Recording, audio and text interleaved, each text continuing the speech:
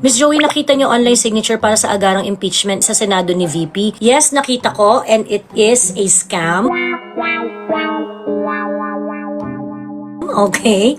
Hindi po totoo na totoong tao yung signature campaign po nila. Mag-enter ka lang ng kahit anong random na chembular@gmail.com. Tatanggapin agad ng system nila. So pag ikaw, marami kang browser, kahit ilang browser ang gamitin mo, access mo, maglagay ka ng kahit anong mga random na signatures doon. Mabibilang yung signature mo. On top of that, one of their fellow advocate na i-impeach si Inday Sara, yung isang believer ng impeach Inday Sara, chinek yung code nung webpage. And they found out na minumultiply yung number of signatures na matatanggap nila pagkatapos so hindi siya legit number. So itong mga kakamping na to, they are leaking their own balls na maraming pumirma. Ulol! Hinay-hinay lang baka di nyo mamalayan lumagpas na kayo sa population ng Pilipinas. Charot! Huwag ibenta ang kapwa Pilipino sa ibang lahi. Period. Correct! Kayo mga putang ina yung mga walang alam sa pamamalakad ng bansa. At salita lang na salita na, hindi, dalhin sa ICC yan. Yung akala nyo concern kayo sa bayan ninyo, pero hindi nyo alam, binebenta nyo yung sarili nyong bansa, mga putang ina ninyo. Pati yung mga ang nakadiscover na nanggagancho ang pink, kapwa pink rin naman nila. Kasi wala akong pakialam dyan sa signature campaign ng mga pink na yan eh. Kasi parang, email address? Di basta marami kang email address, i-enter mo lang ng i-enter. In fact, kahit gawa-gawa ka nga lang ng email address mo makakapasok ka dyan makakount yung signature mo Di ba yan authentic? Di naman verifiable?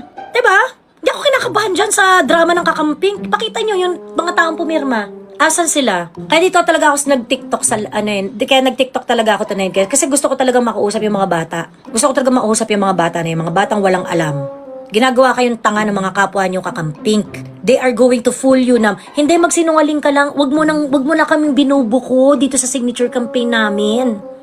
Kasi may greater cause ito. Ganyan ang sinasabi ng mga thought leaders nyo na pink at yellow sa mga senior high school at mga college student. Huwag kayong masyadong matanong. Yung mga ganitong bagay kasi political strategy yan for a bigger cause. Okay? If people are trying to, they're trying to do things based on lies, they would never be able to create a strong foundation for whatever it is that they want to do for the country. Tandaan niyo yan mga bata. Pag kayo pinupwersa nila kayo na magsinungaling, it doesn't have to be true. Yan ang foundation ng politika ng pink at yellow. Okay? Okay? Miss Joey, samahan nyo na lang po yung tatay nyong karton sa dahig. Sabi ni RREIIG. Okay? Bakit namin sasamahan? Hindi naman yung pagsama sa kanya ang pinaglalaban namin dito. Ang gusto namin gawin dito ay magkaroon ng order dito sa bansa. Hindi po ba naiintindihan yung pinaglalaban namin? Bakit namin sasamahan? O edi, dalhin mo ako sa Hague. Sige, tapos ipasok mo ako dun sa Hague mismo sa ICC mismo. Actually, sa akin okay lang. Sama ko si PRRD dun. Bakit ganyan yung hirit ninyo? Samahan mo lang tatay mong karton, ganyan-ganyan. O sige, gawin mo sa amin. Padala mo kaming lahat dun. Sasamahan talaga namin si PRRD dun. Hindi kayo kasi nakikinig kung ano yung pinaglalaban namin Kayong hirit ninyo, panay tatanga-tanga.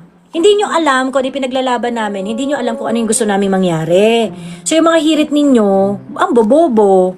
Bakit walang nangyari ata sa signature campaign ninyo? Well, tanungin mo yung Supreme Court. So yung mga nagsasabi dito, sinasabi nila it's not kidnapping. You tell us, you explain bakit hindi siya kidnapping. Ang tanong, ba't pag kino-confront kayo kung may kidnapping o wala, ba't hindi nyo masabi? Ba't hindi nyo ma-defend? Samahan nyo na lang ang tatay nyo sa ICC. Actually, ang dami ng mga Pilipino na nagpunta sa ICC. Gustong samahan si PRRD doon. Nagtipon-tipon na kayo maraming Pilipino doon Diba? Tofi feeling relevant talaga mga kakamputa. Feeling talaga nila yung star ngayon. Basta ako kasama ko di ako magtatago at tatakbo sa batas. Basta ako sasama ko sa ICC. Sabi ni KKBB, kasi siguro, bansa mo ang ICC, KKBB. Baka di ka Pilipino. Baka citizen ka of the ICC, kaya sasama ka. Kasi kami, Pilipino kami. Di kami sasama dyan. Putang ina, sino yan? Nagwawala mga kampota dahil kala nila maisahan sila ni Bato. Hindi na ba tinuturo ng history ang Pinas? Parang walang love sa country mga taong to. Dapat mga kakampuke ang magsipunta sa ICC. In love na in love sa ICC Oo, correct. Parang gusto nilang maging ICC citizen. International Criminal Court citizens. Ayan. Dalawa na ang bansa dito sa bansang to Philippines and ICC. Pag walang argument yung kakamping na memersonal nonsense. Mga bata kasi, yung mga yan mahilig sila sa mga ganyan salitaan. Correct. So ngayon, if you really think that you have an argument, you tell us. Sabihin nyo sa amin, okay, meron kayong sinasabi nyo na hindi kidnapping to, then tell us, what is the legal basis that it is not a kidnapping? Kasi if you cannot provide a legal basis do sa ginawa nila kay PRRD at yung ginawa nila kay Bato, gusto nilang gawin kay Bato, kidnapping yun. Ngayon yung nagsasabi na, kasi si Bato, sumusweldo, 6 na buwan na nawala, kineso, ganyan. Siguro kasi, to be fair lang ako, I also felt that way to Bato Kaya nga nainis ako kay Bato for quite some time Kasi parang sa akin, parang harapin na lang niya, di kung kikidnapin siya, magkaanuhan na dito. Yung i-head-on collision niya, yung lumaban siya or whatsoever, wag siya pahuli ng buhay, yung mga ganun. Yun din yung gusto ko sanang gawin ni Bato dati kumbaga, wag siyang magtago. But of course, you have family, you have children, kakapanganak pa lang ng mga apo niya, and things like that. Yung mga ganun, no? Hindi kasi kayo yung madedeprivan ng liberty. Hindi kasi tayo. If you are sure that someone is going to kidnap you, hindi ka ba magtatago? If you are sure that someone is, especially ito, hindi siya Filipino court, 'di ba? Hindi ka ba magtatago? Ngayon, sumusweldo siya, 6 na buwan siya sumusweldo, hindi siya nagtatrabaho. Oo, nakakabuisit rin naman talaga, 'di ba? Pero can you really pay for your freedom? Can you really pay can you risk getting your salary or not getting your salary dun sa freedom mo? Ayun. Hindi pa po napapasa yung impeachment sa complaints. Eto na. Magkukwentong barangay na ako kasi gabi na at matulog na tayo. 4:00 na ng umaga. Magkukwentong barangay na ako. Actually, hindi siya kwentong barangay. Kwentong impeachment. Sige, kwentong barangay na. Kasi may mga personalidad kasi. Kaya parang, sige na, ikakwentong barangay ko na nga. Ayan. Ikakwentong barangay ko na nga. Kasi nga, di ba yung sa barangay namin? Di ba, in-evict na nga sa bahay ni Kuya si Catherine. Tap muna kayo. Tap muna. Paabutin muna natin ng 100,000 heart itong live na ito. Grabe, bilis 96.3, 97.2, 98. Okay, eto na. Let's go. Ang bilis. Ang bilis niya talaga pagka-chismis, Okay. Doon sa barangay namin, in-evict na sa bahay ni Kuya si Catherine. Kasi nga, di ba, parang nagbotohan, tapos parang yung mga buboto pala, nakatanggap ng mga kineso, ganon. Ilang araw na after nung botohan, parang, kailan lalabas ng bahay si Catherine? Parang, hanggang ngayon, bakit nasa loob pa rin ng bahay ni Kuya si Catherine? 'Di ba? 'Di ba, in-evict nyo na yan? Bakit ayaw lumabas? 2 araw na mga Bex, hindi nyo pa rin sinasabi kay Kuya, 'di ba? na vote out nyo na siya, 'di ba? Kasi hindi nila ine-expect na doon pala sa kabilang bahay ay may ganap. Akala nila nung na-evict na nila sa botohan, itong si Catherine, akala nila wala nang pupuntahang iba si Catherine. Ayun pala, pag pinalabas pala nila si Catherine sa bahay ni Kuya, magkakaroon ng bonggang-bongga si Catherine sa Hollywood. Dahil bago na ang management. Itong management na to, mahusay talaga. Magagaling talaga, ganyan. So ang tanong, bakit biglang nagbago yung isip nung mga nandun sa bahay ni Kuya? Bakit hindi pa nila inilalabas si Catherine sa bahay ni Kuya? Kasi daw, umaasa daw sila na yung board ng management, yung isa sa mga member ng board ng management team ay mapapakulong. Umaasa daw sila na mapapakulong nila yun. Kasi yung isang member, pag nawala siya doon, magkakaroon ng chance na talagang mananalify na ang lahat ng kontrata ni Catherine sa show business. Kasi yun ang gusto nila. Kaya nila pinagbotohan kasi na, dito sa bahay kasi ni Kuya, kaya nila pinagbotohan talaga yan si Catherine na mawala. Para mawala na nga, mamatay na yung showbiz career niya. Kaso nga lang, parang, pag pinalabas natin to, Hollywood ang pupunta niya, mas bongga doon. So parang, nagdadalawang isip sila. Dito ka na lang, at least dito sa bahay ni Kuya, local lang to. Pag lumabas ka, mauungasan siya ng lahat. Mauungasan lahat ni Catherine ng lahat ng mga artista na nasa loob ng bahay ni Kuya. Umaasa ang mga nakatira sa bahay ni Kuya at yung nakatira sa Walt Disney Palace na mapapadala nila yung isang board of director abroad. Patanggal muna natin yan, yung board of director na yan. Kasi absinero naman yan, tapos biglang sumulpot. Nasira tuloy yung diskarte ng Walt Disney Palace at saka ng bahay ni Kuya.